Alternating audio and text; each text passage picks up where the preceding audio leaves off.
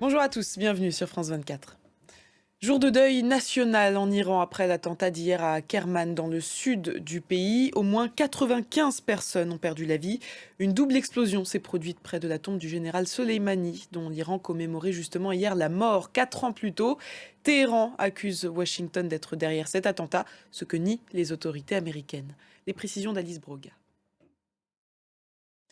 On attendait sa réaction après l'attaque à Beyrouth mardi qui a coûté la vie au numéro 2 du Hamas, Salah al-Harouri. Le chef du Hezbollah libanais a pris la parole hier.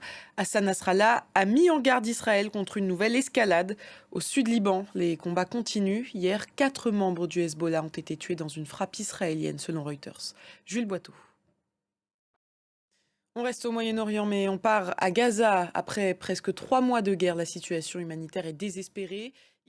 Et de nombreux Palestiniens sont toujours dans l'attente devant le poste frontière de Rafah, dans le sud. Ils espèrent pouvoir être évacués cette semaine.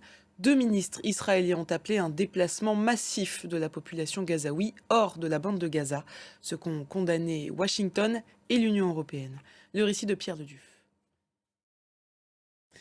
Dans le reste de l'actualité, cette liste qui était attendue dans l'affaire Jeffrey Epstein, elle compte plus de 150 personnes liées à l'homme d'affaires américain accusé de crimes sexuels.